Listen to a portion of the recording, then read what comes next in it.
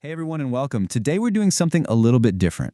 We're not just going to be memorizing French words from a list, we're actually going to live them through a story. So if you're ready, let's dive into Elise's world and see how just a few new words can really change everything. You know, this quote right here, it just perfectly sets the scene. I think we've all been there, right?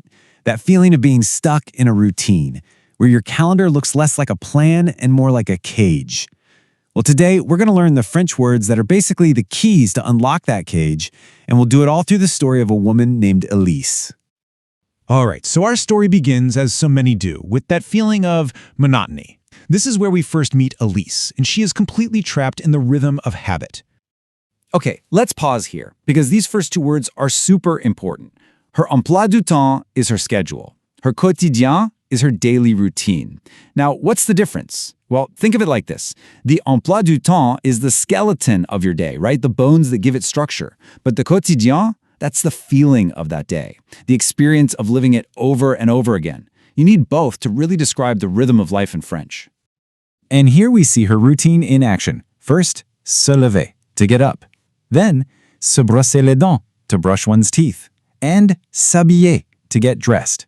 Now, did you notice that little word se or s at the beginning of those verbs? These are called reflexive verbs, and they're a huge deal in French. It means you are doing the action to yourself. You get yourself up. You brush your own teeth. It's a really key concept. And of course, it all ends with boire un café, to drink a coffee. I think that's non-negotiable for a lot of us. So, let's just take a quick pause and recap Chapter 1. We have the framework, emploi du temps for the schedule, and quotidien for the routine. Then we have the actions that fill it, especially those reflexive ones, se lever, se brosser les dents, s'habiller. And of course, the essential boire un café. Just let those sink in for a moment. Once you've got them, we'll see how Elise's story starts to change. Okay, so this is where it gets interesting. This is where the story pivots. Elise decides she's had enough. It's the moment she decides to completely rebel against her own script. Wow, what a powerful phrase. Briser votre routine, to break your routine. Now, the verb briser, it doesn't just mean to change. It means to shatter, to break. It's got a real sense of force behind it, of liberation. She isn't just tweaking her schedule. She is shattering the entire mold. Now here is a phrase you will use constantly if you're in a French-speaking city. Prendre le métro, to take the subway. The verb prendre means to take. And let me tell you, it is a total workhorse in the French language. You can prendre le subway, prendre a coffee, prendre une photo. You can even prendre une décision, which means to make a decision. It is so useful. So instead of her usual path to the metro, she walks towards the bibliothèque, the library, a place of stories and quiet. And inside, she thinks about what she's always wanted to do, lire, to read.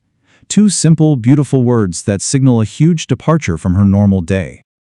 All right, let's lock in the vocabulary from that little detour she took. We've got our verbs, the forceful briser for shattering the routine, the super practical prendre for taking a new path, and the lovely intellectual lire to read. And then we have the places, the infrastructure of her choice. She left the station behind for the bibliothèque. You can really feel the story building with these words, can't you?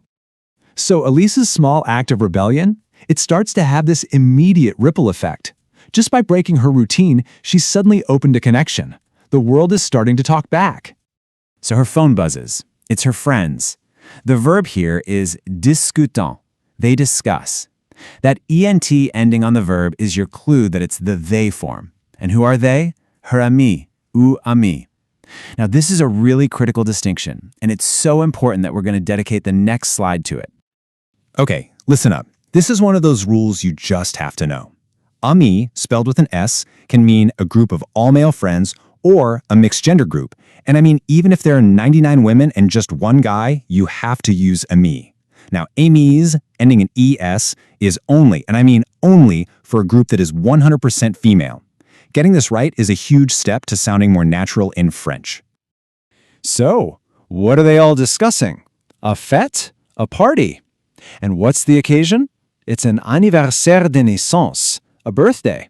Now, a lot of times you'll just hear people say anniversaire, but anniversaire de naissance is a bit more formal, a bit more specific. It literally means anniversary of birth. You see, the old Elise would be worried about finishing her work. But this new Elise, she decides to répondre, to answer, to reply right away. And her reply is just perfect. She asks, invitez-vous? See how the verb inviter comes before the pronoun vous? That's a classic, slightly formal way to ask a question in French. So get this, her new proactive mindset is literally changing her grammar. How cool is that? Let's do a quick recap of this very social chapter. First, remember that critical difference between amis and amies. We had the verbs of communication, discutent, they discuss, and répond, to reply. The reason for all the fuss? A fête for an anniversaire de naissance. We saw the contrast between the old mindset, finir, and the new action, asking a question with that inverted form, invitez-vous. It all just fits together perfectly. So at this point, Elise's day is completely transformed. This chapter is all about her big realization that these small, deliberate changes can actually alter everything. Feeling empowered, she goes to a café. Now, in France, a café isn't just a place for coffee. It's a social hub, a cornerstone of daily life. She goes in and orders a déjeuner, lunch. And she does this instead of simply s'asseoir, to sit down at her desk. Hey, there's another one of our reflexive verbs. She is sitting herself down in a new place, making a very conscious choice. And boom, here it is, the epiphany. The première chose que vous faites le matin, literally the first thing that you do in the morning. That's what sets the tone for the entire day. By changing that one thing, she chose to allumer, to turn on, to light up, a completely different part of herself. What a fantastic verb. You can allumer a light, or you can allumer your own brain, your own curiosity. And she immediately takes action on this new feeling. She sees a flyer for something interesting and gets the details. A numéro de téléphone, a phone number, and an adresse de courriel, an email address. You can see how these are just two incredibly practical phrases for making things happen in the real world. This is such a cool metaphor. A sondage is a survey or a poll. So when it says the sondage of her life was complete, it's like she took this internal life survey, and the results were in, she needed a change. The solution wasn't some huge, massive overhaul, but simply asking herself a few questions. Same word as in English, but with that beautiful French accent. Okay, here's our final recap. Let's really take our time with this one. We started with the reflexive verb s'asseoir, to sit, which Elise chose not to do at her desk. Instead, she went to a café for déjeuner, lunch.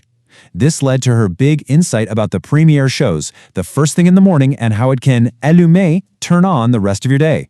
And armed with this knowledge, she gathered the practical tools for her new adventure, a numéro de téléphone and an adresse de courriel. And it all came from her personal sondage, her life survey that was prompted by a few simple questions.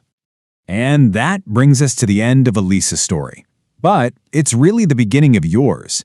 See, the whole point of this explainer is that you don't have to just throw your schedule out the window. You just have to be the one holding the pen. So, I'll leave you with this question right here. If you were going to break your routine tomorrow, if you were going to write a new scene for yourself using some of these words we've learned, what would be the very first word of your new script? Just think about that. Thanks so much for joining me on this journey today.